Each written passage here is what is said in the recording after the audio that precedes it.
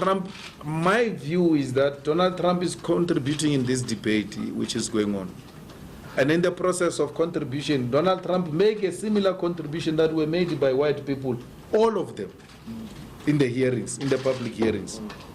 Donald Trump is not saying anything we have not heard from white people in all the hearings. I even commented and said, I'm still to meet a white person who support expropriation of land without compensation. So why are you shocked? I see leaders of the EFF and everybody responding to Donald Trump. I don't have time for nonsense. I expected this. And more backlash is going to come. If South Africans are not ready to expropriate the land because they are scared of sanctions, they are scared of backlash, then don't vote for the EFF. Because you vote for us, we are going to expropriate land. And Donald Trump will come for us. And Britain will come for us. And the EU will come for us. I said, and I said this throughout my life in the movement, that for everything good comes the pain before. If you're not prepared, South Africa, to take the pain, then forget about the land. Donald Trump has not said anything extreme. Things are still going to come. I hope the Zuma group in the ANC, which is supporting this thing, they know the consequences. We know the consequences. We know that the first response will be killing. They will kill us for that. There's a group of white right-wingers who are being trained by Jews in Pretoria to be snipers. Snipers. They are not training guns. In the EFF, we are training toy guns. They're dealing with real stuff.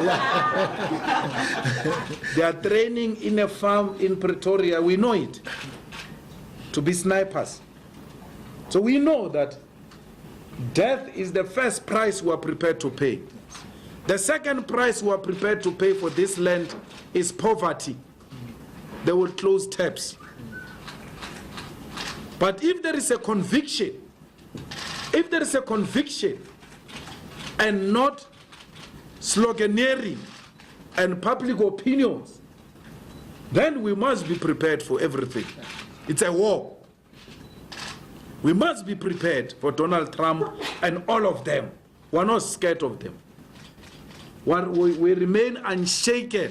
Actually, we are more determined after the Donald Trump tweet to expropriate our land without compensation. There is no white genocide here. It's an absolute rubbish to say there is white genocide. There is black genocide in the USA. They are killing black people in the USA. There is black genocide here in South Africa. Black people are being killed all the time. A farmer has been sentenced to life now recently for having killed a farm worker. Imagine if it was a black person sent life for having killed a white person. It will be news all over. But this black person was killed and a white farmer sent to prison for long time in jail. It's once off reporting and it's done. There is no scientific evidence that points to any white genocide in South Africa. It's not true. And we're not scared of such things. We're not going to be distracted by anyone. Only death will stop us. Not Trump, not poverty, not sanctions. We have all of them in our mind. We know the consequences of what we're asking for. We know it. And it's not like we're going into this thing without knowing the consequences. So AfriForum is the embassy of the USA. If you want issues to reach USA, go to AfriForum. Then you shall get a proper response. But otherwise, AfriForum is nothing to us. We're not scared of AfriForum. We're continuing business as usual. Not that we're not these Twitter revolutionaries. who say all sorts of things about Donald Trump, if you were to say to them, all of them, let's go to the US embassy, none of them will come. They tweet from their comfort beds with bed heaters.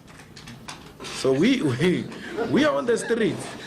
We're fighting this thing on the streets. We are on the picket lines. That's why we're not shaken. We know this is what people want. And if there is anyone who's in this thing without knowing the consequences, then you are in the wrong place. Cyril, you could hear the man is in pain to explain these things in Parliament yesterday. He calls me Musima Imani because he's troubled. He can't even think straight. He's in pain. It is the most difficult thing to explain a policy you don't believe in. How do you say you must expropriate land and give people title deeds? Our people, and I will not disagree with them, if they were to have a paper like this called the title deed, they want to eat title deed. Here is a paper called title deed, yet you remain poverty-stricken. And here is a man with money who says to me, give me that paper, I give you the money to eat now. They will take the money. You are setting our people up for failure when you talk title deeds. Always in politics, you must ask the question, who's raising this and who stands to benefit from this? They are going to give our people title deeds. Our people are going to use those title deeds as surety, and they will not be in a position to pay the debt, and the white people will come and take those things. And the story that white people stole the land will disappear, because they will say, no, we took the land rightfully so because they couldn't pay us, they were owing us. So they are going to give you the land and come and buy it from you, close to nothing, because you will not have money, you will need money now. He says the reality is that people who got the houses now and title deeds have not sold the houses. He must go to the RDP houses and go and look for the owners of the RDP houses. Yeah. They are not there. RDP houses are being rented out. The owners of the RDP houses went to squat somewhere. Why? They want to make money. They want to make money.